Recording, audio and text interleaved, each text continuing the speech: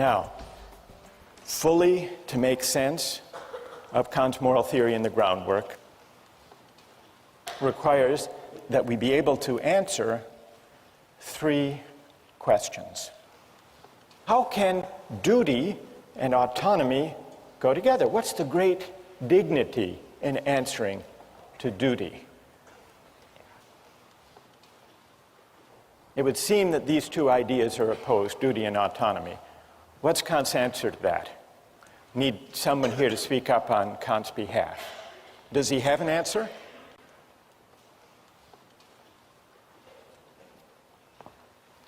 Yes, go ahead, stand up. Kant believes that you only act autonomously when you are pursuing something only in the name of duty and not because of your own circumstances, such as, like, you're only doing something good and moral if you're doing it because of duty and not because of something of your own personal gain. Now, why is that acting, what's your name? Mine is Matt. Matt, why is that acting out of freedom? I hear what you're saying about duty. You choose to accept those moral laws in yourself, and they're not brought on from outside onto you. Okay, good.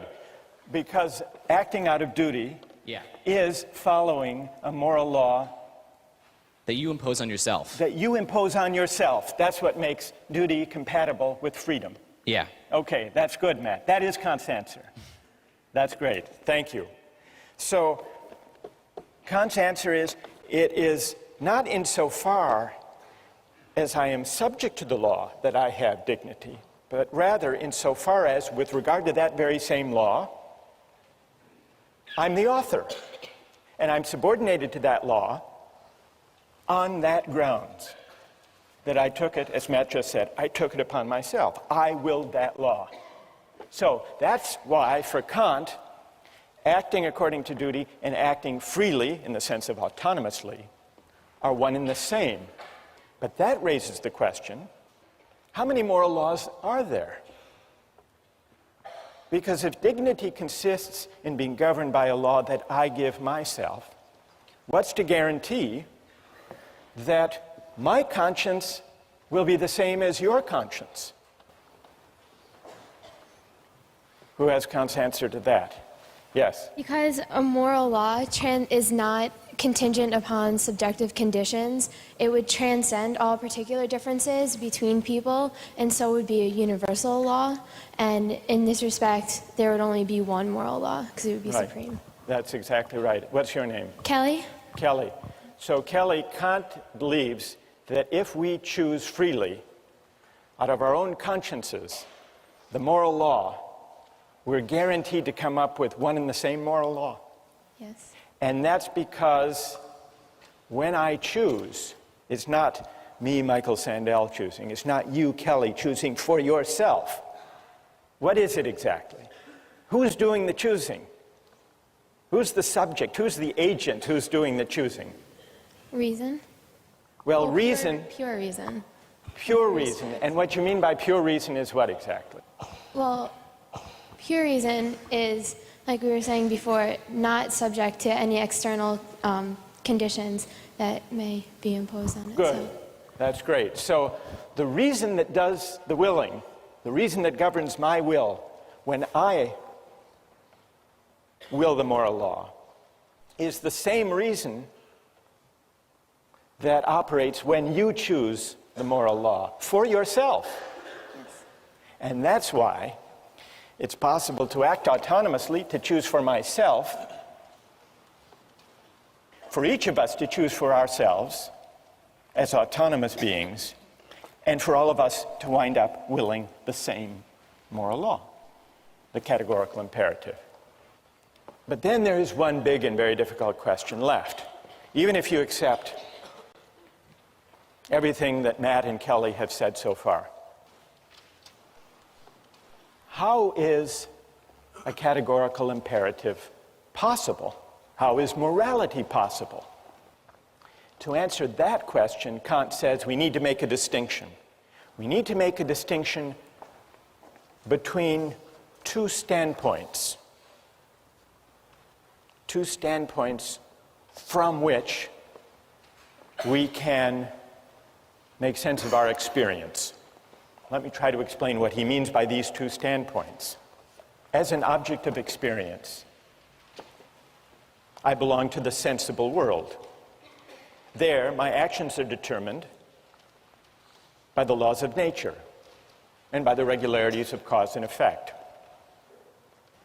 But as a subject of experience, I inhabit an intelligible world. Here, being independent of the laws of nature, I am capable of autonomy, capable of acting according to a law I give myself. Now, Kant says that only from this second standpoint can I regard myself as free. For to be independent of determination by causes in the sensible world is to be free. If I were wholly an empirical being, as the utilitarians assume, if I were a being wholly and only subject to the deliverances of my senses, to pain and pleasure and hunger and thirst and appetite, if that's all there were to humanity, we wouldn't be capable of freedom, Kant reasons. Because in that case, every exercise of will would be conditioned by the desire for some object. In that case, all choice would be heteronymous choice, governed by the pursuit of some external end. When we think of ourselves as free, Kant writes, we transfer ourselves into the intelligible world as members and recognize the autonomy of the will. That's the idea of the two standpoints. So, how are categorical imperatives possible? Only because the idea of freedom makes me a member of an intelligible world. Now, Kant admits we aren't only rational beings. We don't only inhabit the intelligible world, the realm of freedom. If we did, then all of our actions would invariably accord with the autonomy of the will. But precisely because we inhabit simultaneously the two standpoints, the two realms, the realm of freedom and the realm of necessity, precisely because we inhabit both realms, there is always potentially a gap between what we do and what we ought to do, between is and ought. Another way of putting this point, and this is the point with which Kant concludes the groundwork, morality is not empirical. Whatever you see in the world, whatever you discover through science, can't decide moral questions. Morality stands at a certain distance from the world, from the empirical world. And that's why no science could deliver moral truth. Now, I want to test Kant's moral theory with the hardest possible case, a case that he raises, the case of the murderer at the door. Kant says that lying is wrong. We all know that. We've discussed why. Lying is at odds with the categorical imperative. A French philosopher, Benjamin Constant, wrote an article responding to the groundwork where he said this absolute prohibition on lying is wrong. It can't be right. What if a murderer came to your door looking for your friend who was hiding in your house, and the murderer asked you point blank, is your friend in your house? Constant says it would be crazy to say that the moral thing to do in that case is to tell the truth. Constant says the murderer certainly doesn't deserve the truth. And Kant wrote a reply. And Kant stuck by his principle that lying, even to the murderer at the door, is wrong. And the reason it's wrong, he said, is once you start taking consequences into account to carve out exceptions to the categorical imperative, you've given up the whole moral framework. You've become a consequentialist, or maybe a rule utilitarian. But most of you, and most of Kant's readers, think there's something odd and implausible about this answer.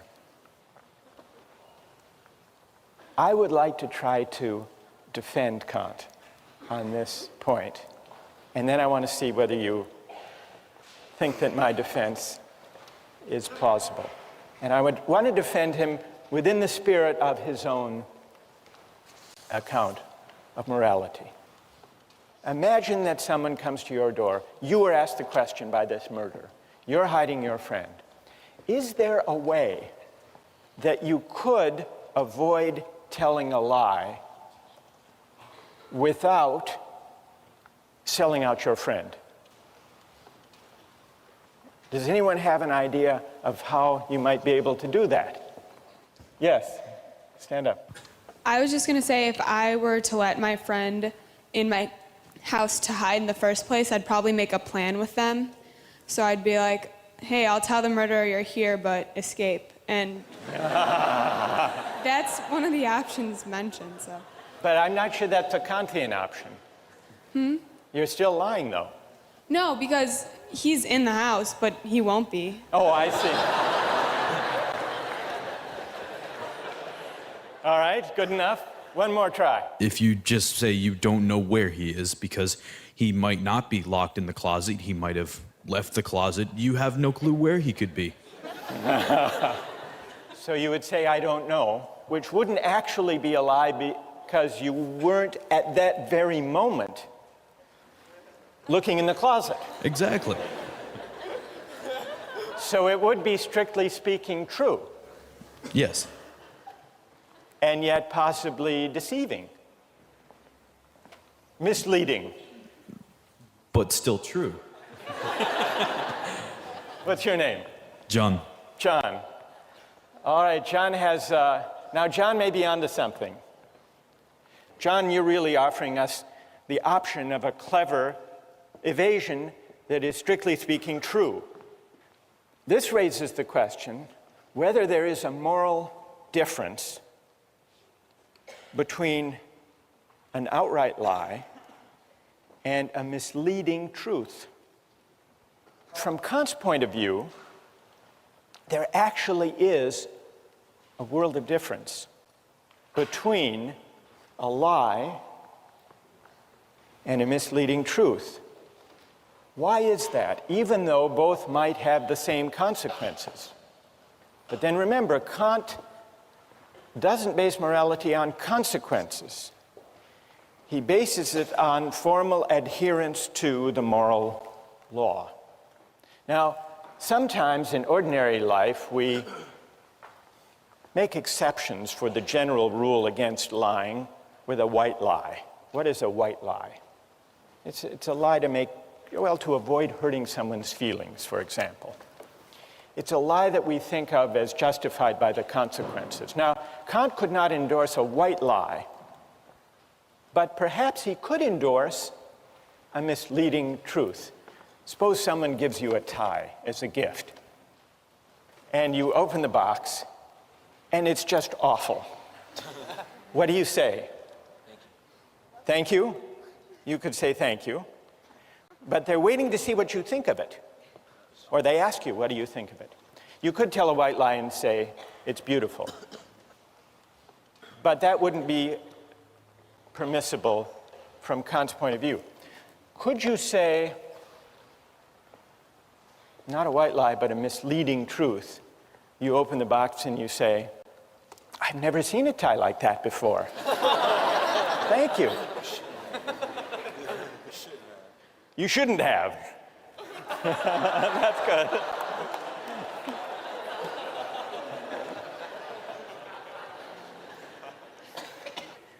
Can you think of a contemporary political leader who engaged? You can? Who are you thinking of? Remember the whole carefully worded denials in the Monica Lewinsky affair of Bill Clinton. Now, those denials actually became the subject of very explicit debate and argument during the impeachment hearings. Take a look at the following excerpts from Bill Clinton. Is there something, do you think, morally at stake in the distinction between a lie and a misleading, carefully couched truth? I want to say one thing to the American people. I want you to listen to me. I'm going to say this again. I did not have sexual relations with that woman, Miss Lewinsky. I never told anybody to lie, not a single time, never. These allegations are false. Did he lie to the American people when he said, I never had sex with that woman? You know, he doesn't believe he did, and because of the... What? Let me explain. May I explain, Congressman? What he said was to the American people that he did not have sexual relations. And I understand you're not going to like this, Congressman, because you will see it as a hair-splitting, evasive answer. But in his own mind, his definition was not... Okay, I understand that argument. Okay. All right. So there you have the exchange. Now, at the time, you may have thought this was just a legalistic, hair-splitting exchange between a Republican who wanted to impeach Clinton and the lawyer who was trying to defend him. But now, in the light of Kant, do you think there is something morally at stake in the distinction between a lie and an evasion, a true but misleading statement? I'd like to hear from defenders of Kant, people who think there is a distinction. Are you ready to defend Kant? Well, I think when you try to say that lying and misleading truths are the same thing, you're basing it on a consequentialist argument, which is that they achieve the same thing. But the fact of the matter is, you told the truth, and you intended that people would believe what you were saying, which was the truth, which means it is not morally the same as telling a lie and intending that they believe it is the truth, even though it's not true. Good. What's your name? Diana. So Diana says that Kant has a point here. And it's a point that might even come to the aid of Bill Clinton. And that is, well, what about that? Someone over here. For Kant, motivation is key. So if you give to someone because primarily you want to feel good about yourself, Kant would say that has no moral worth. Well, with this, the motivation is the same. It's to sort of mislead someone, it's to lie, it's to sort of throw them off the track, and the motivation is the same. So there should be no difference. Okay, good. So here, isn't the motive the same, Diana? What do you say to this argument that, well, the motive is the same? In both cases, there is the attempt, or at least the hope, that one's pursuer will be misled. Well, you could look at it that way, but I think that the fact is that your immediate motive is that they should believe you. The ultimate consequence of that is that they might be deceived and not find out what was going on. But your immediate motive is that they should believe you because you're telling the truth. May I help a little? Sure. You and Kant. Why don't you say, and what's your name? I'm sorry. Wes. Why don't you say to Wesley, it's not exactly the case that the motive in both cases is to mislead. They're hoping that the person will be misled by the statement, I don't know where they are, or I never had sexual relations. You're hoping that they will be misled, but in the case where you're telling the truth, your motive is to mislead while at the same time telling the truth and honoring the moral law and staying within the bounds of the categorical imperative. I think Kant's answer would be, Diana, yes? Yes. You like that? I do. Okay, so I think Kant's answer would be, unlike a falsehood, unlike a lie, a misleading truth pays a certain homage to duty. And the homage it pays to duty is what justifies that even the work of evasion. Diana, yes? You like? Okay. And so there is some element of respect for the dignity of the moral law in the careful evasion, because Clinton could have told an outright lie, but he didn't. And so I think Kant's insight here is in the carefully couched but true evasion, there is a kind of homage to the dignity of the moral law that is not present in the outright lie. And that, Wesley, is part of the motive. It's part of the motive. Yes, I hope he will be misled. I hope the murderer will run down the road or go to the mall looking for my friend instead of the closet. I hope that will be the effect. I can't control that. I can't control the consequences. But what I can control is standing by and honoring, however I pursue the ends I hope will unfold, to do so in a way that is consistent with respect for the moral law. Wesley, I don't think, is entirely persuaded, but at least this discussion brings out some of what's at stake, what's morally at stake in Kant's notion of the categorical imperative.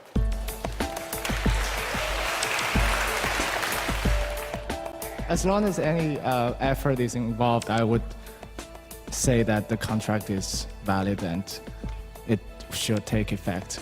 But why? What morally can you point to? For example, two people agree to be married, and one suddenly calls the other in 2 minutes say, I changed my mind. Does the contract have obligation on both sides? Well, I'm tempted to say no. Fine.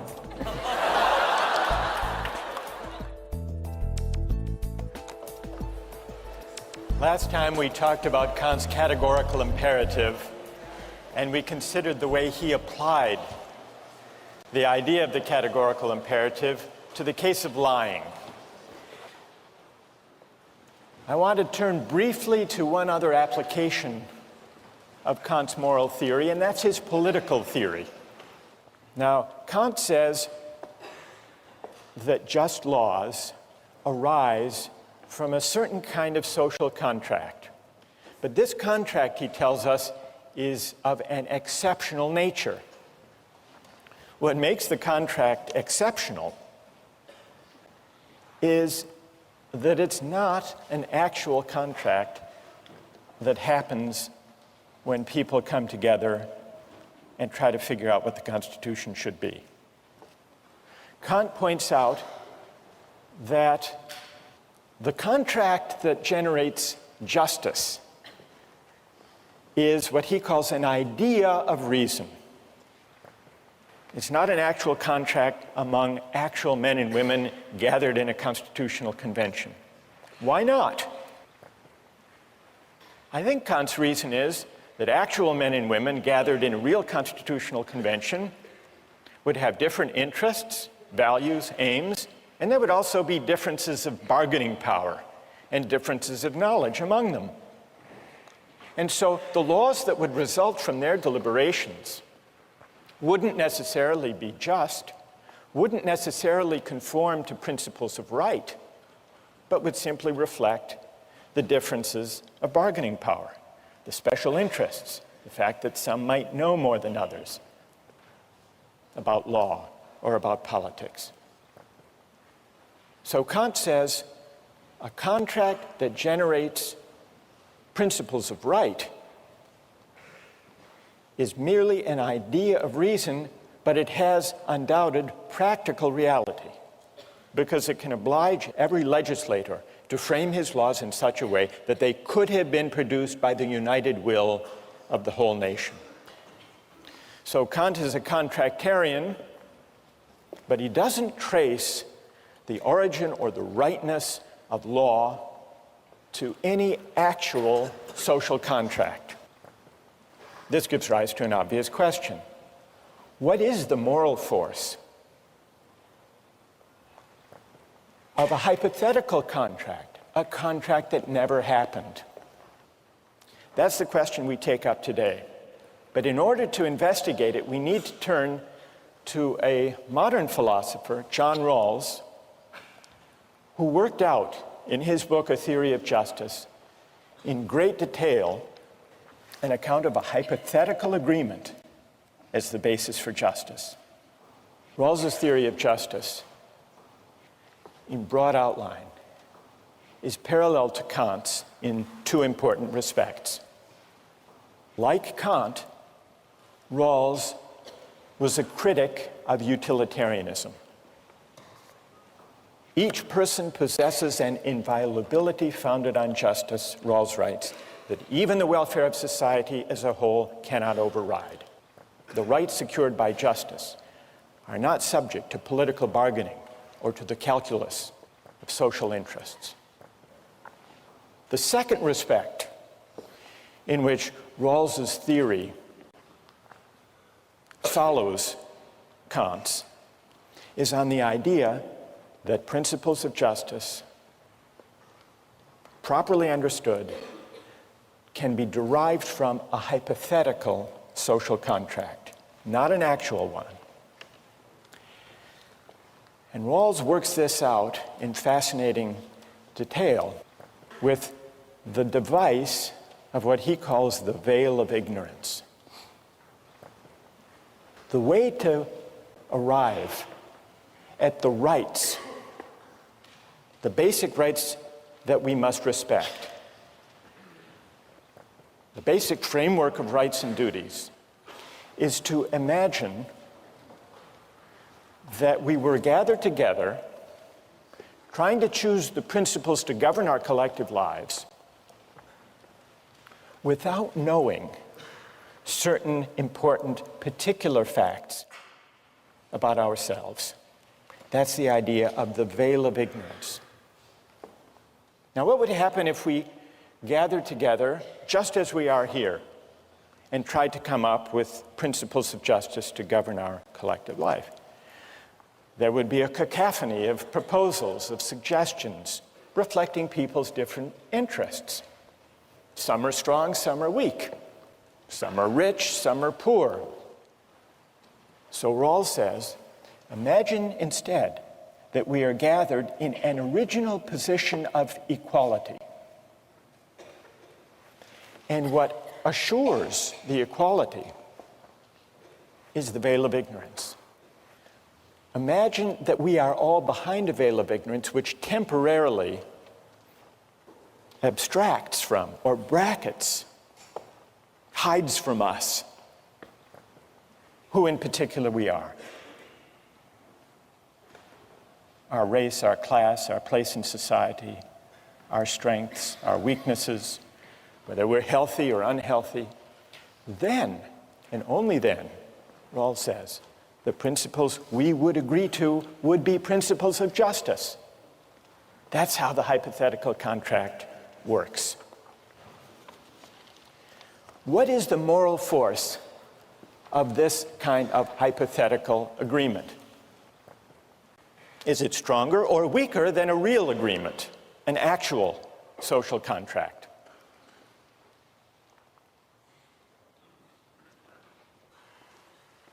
In order to answer that question, we have to look hard at the moral force of actual contracts. There are really two questions here. One of them is, how do actual contracts bind me or obligate me? Question number one. And question number two, how do actual, real-life contracts justify the terms that they produce? If you think about it, this is in line with Rawls and Kant, the answer to the second question, how do actual contracts justify the terms that they produce? The answer is they don't. At least not on their own. Actual contracts are not self-sufficient moral instruments. Of any actual contract or agreement, it can always be asked, is it fair what they agreed to? The fact of the agreement never guarantees the fairness of the agreement. And we know this by looking at our own constitutional convention. It produced a constitution that permitted slavery to persist. It was agreed to, it was an actual contract, but that doesn't establish that the laws agreed to, all of them, were just. Well, then what is the moral force of actual contracts? To the extent that they bind us, they obligate in two ways. Suppose, maybe here it would help to take an example. We make an agreement, a commercial agreement. I promise to pay you $100 if you will go harvest and bring to me 100 lobsters. We make a deal. You go out and harvest them and bring them to me. I eat the lobsters, serve them to my friends, and then I don't pay. And you say, but you're obligated. And I say, why? What do you say? Well, we had a deal.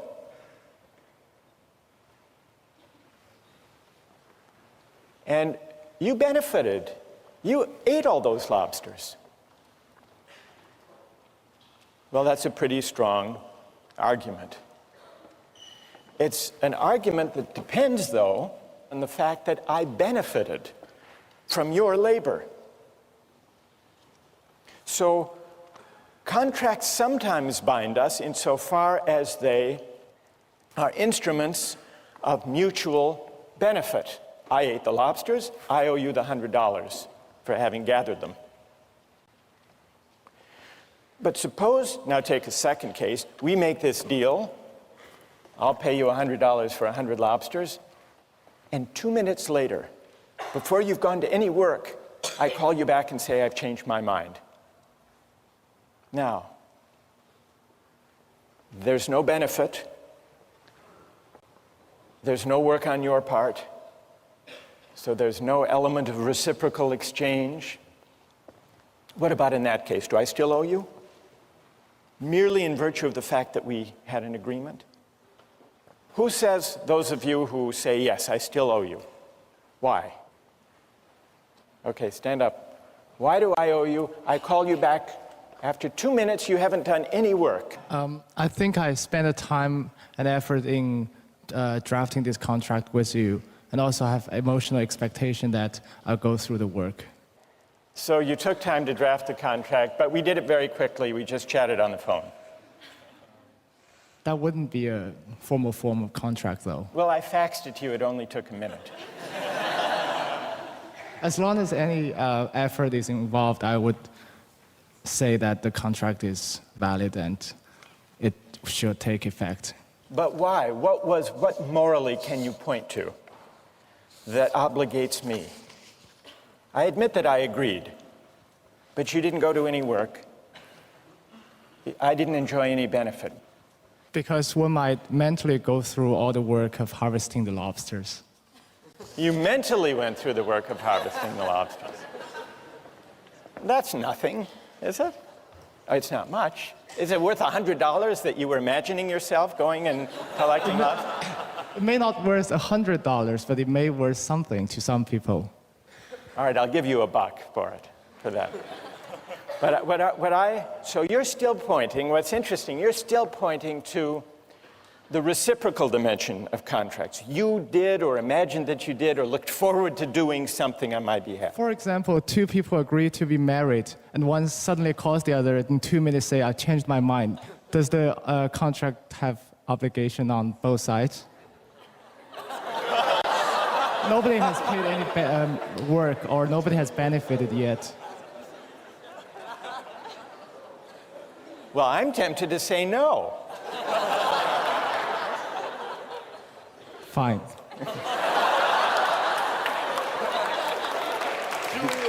All right. What's your name? Julian. Thank you, Julian. All right. That was good.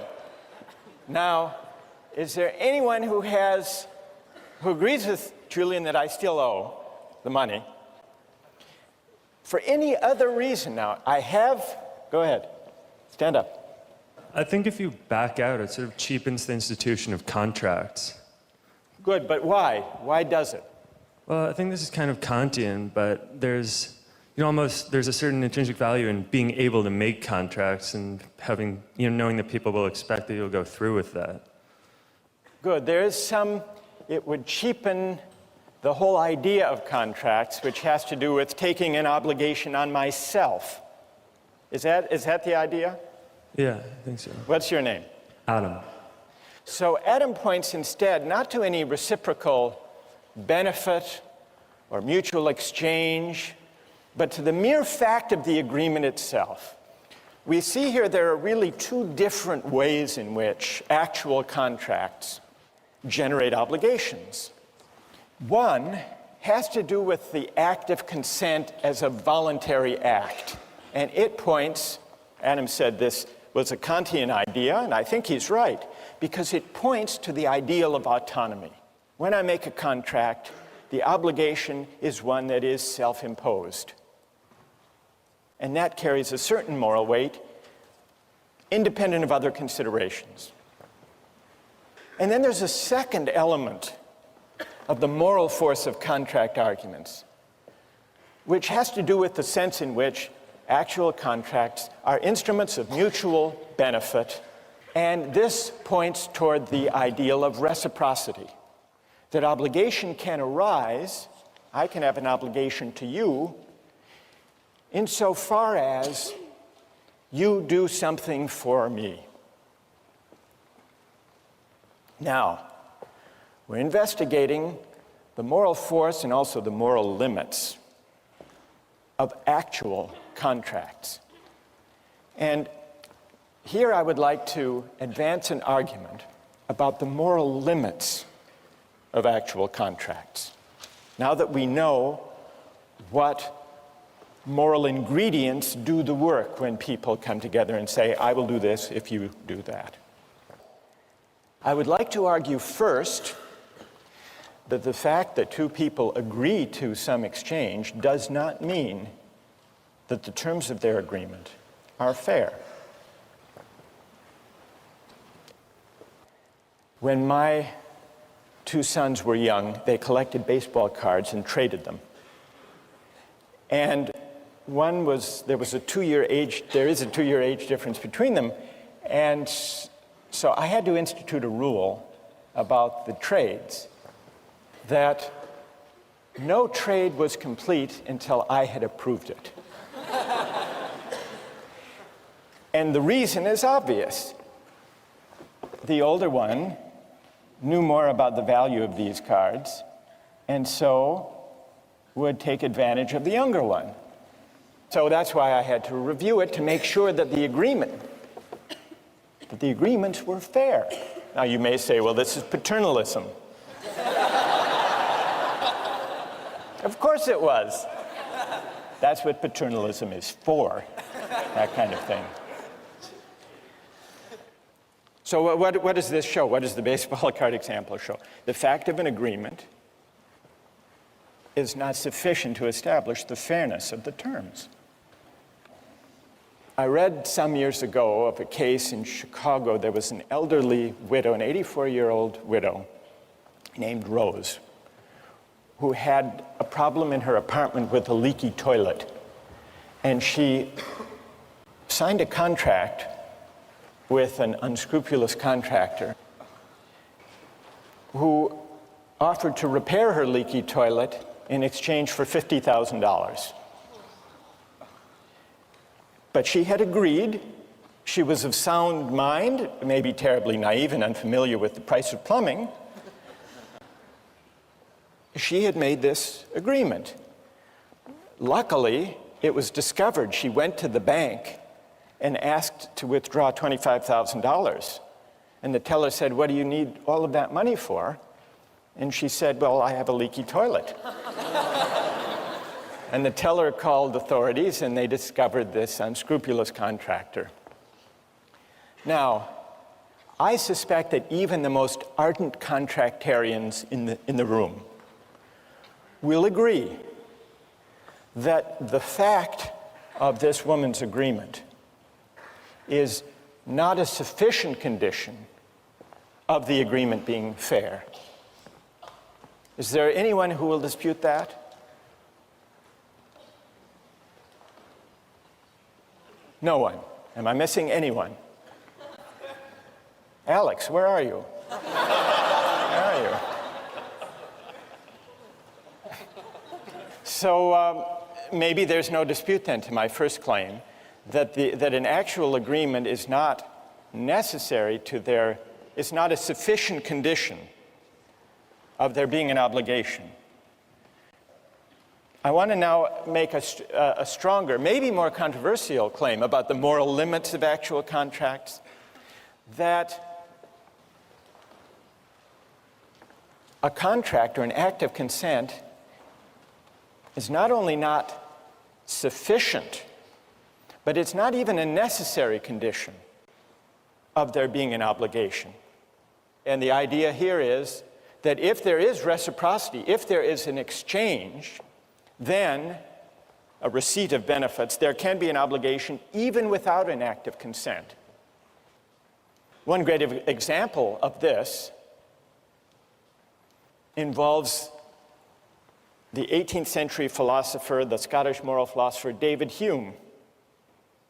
When he was young, Hume wrote a book arguing against Locke's idea of an original social contract. Hume heaped scorn on this contractarian idea. He said it was a philosophical fiction, one of the most mysterious and incomprehensible operations that can possibly be imagined, this idea of the social contract. Many years later, when he was 62 years old, Hume had an experience that put to the test his rejection of consent as the basis of obligation. Hume had a house in Edinburgh. He rented it to his friend, James Boswell, who in turn sublet it to a subtenant. The subtenant decided that the house needed some repairs and a paint job. He hired a contractor to do the work. The painter did the work and sent the bill to Hume. Hume refused to pay on the grounds that he hadn't consented. He hadn't hired the painter. The case went to court. The contractor said, "It's true, Hume didn't agree, but the house needed a painting, and I gave it a very good one." Hume thought this was a bad argument. The only argument this painter makes is that the work was necessary to be done, but this is no good answer because by the same rule, this painter may go through every house in Edinburgh and do what he thinks proper to be done without the landlord's consent and give the same reason, that the work was necessary and that the house was the better for it. So Hume didn't like the theory that there could be obligation to repay a benefit without consent, but the defense failed and he had to pay. Let me give you one other example of the distinction between the consent-based aspect of obligations and the benefit-based aspect and how they're sometimes run together. This is based on a personal experience. Some years ago, I was driving across the country with some friends, and we found ourselves in the middle of nowhere in Hammond, Indiana. We stopped at a rest stop and got out of the car, and when we came back, our car wouldn't start. None of us knew much about cars. We didn't really know what to do until we noticed that in the parking lot, driving up next to us, was a van, and on the side it said Sam's Mobile Repair Van. And out of the van came a man, presumably Sam, and he came up to us and he said, "Can I help you? Here's how I work. I work by the hour for $50 an hour. If I fix your car in 5 minutes, you owe me the $50. And if I work on your car for an hour and can't fix it, you'll still owe me the $50. So I said, "Well, what is the likelihood that you'll be able to fix the car?" And he didn't answer, but he did start poking around under the steering column. Short time passed. He emerged from under the steering column and said, "There's nothing wrong with the ignition system, but you still have 45 minutes left. Should I look under the hood?" I said, "Wait a minute. I haven't hired you. We haven't made any agreement." And then he became very angry, and he said, "Do you mean to say that if I had fixed your car while I was working under the steering column, that you wouldn't have paid me?" And I said, "That's a different question."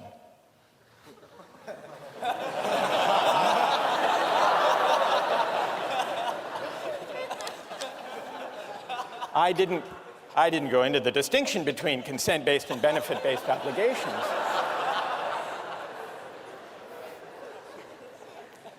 But I think he had the intuition that if he had fixed it while he was poking around, that I would have owed him the $50. I shared that intuition. I would have.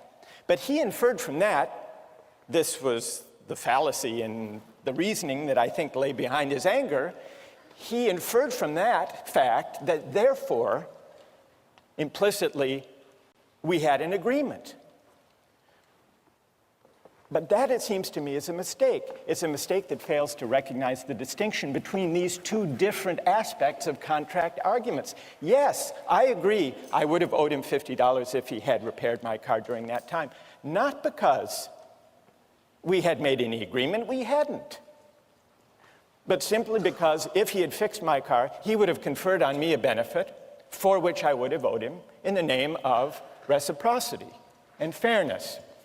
So here's another example of the distinction between these two different kinds of arguments, these two different aspects of the morality of contract. Now, I want to hear how many think I was in the right in that case. That's reassuring. Is there anyone who thinks I was in the wrong? Anyone? You do? Why? Go ahead.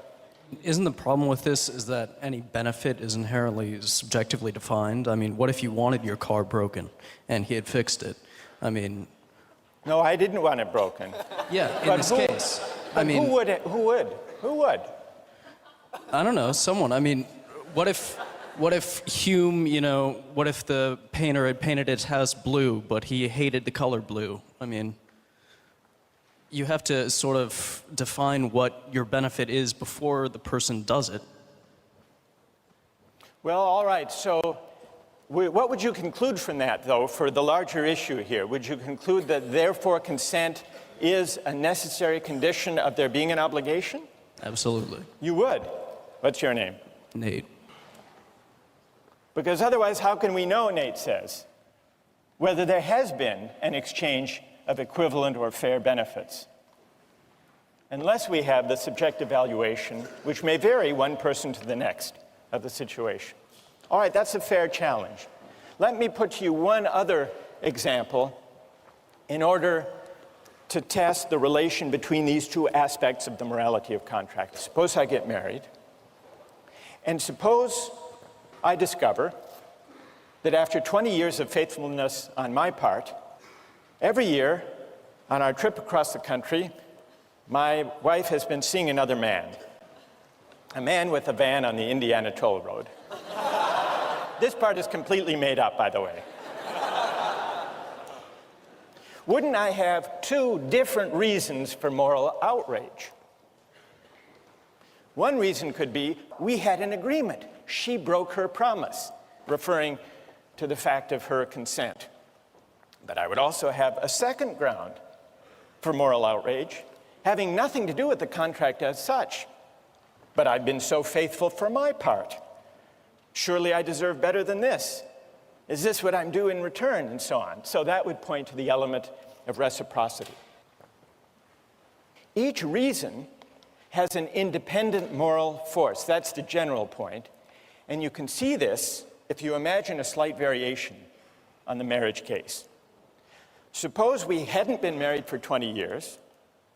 Suppose we were just married and that the betrayal occurred on the way to our honeymoon in Hammond, Indiana. After the contract has been made, but before there is any history of performance on my part. Performance of the contract, I mean.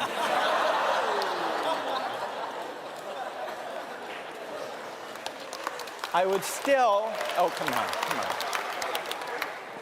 I would still, with Julian, I'd be able to say, but you promised. You promised. That would isolate the pure element of consent, right? Where there were no benefit, never mind. You get the idea.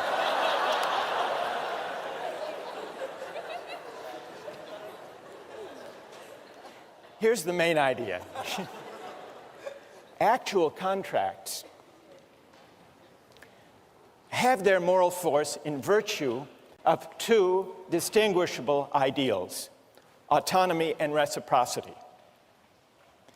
But in real life, every actual contract may fall short, may fail to realize the ideals that give contracts their moral force in the first place. The ideal of autonomy may not be realized because there may be a difference in the bargaining power of the parties. The ideal of reciprocity may not be realized because there may be a difference of knowledge between the parties. And so they may misidentify what really counts as having equivalent value. Now, suppose you were to imagine a contract where the ideals of autonomy and of reciprocity were not subject to contingency, but were guaranteed to be realized. What kind of contract would that have to be? Imagine a contract among parties who were equal in power and knowledge rather than unequal, who were identically situated rather than differently situated.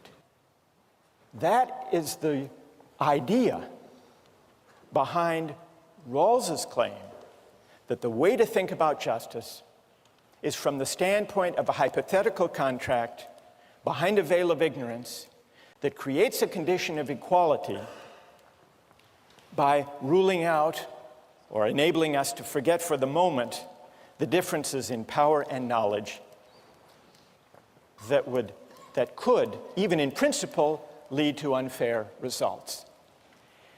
This is why, for Kant and for Rawls, a hypothetical contract among equals is the only way to think about principles of justice. What will those principles be? That's the question we'll turn to next time.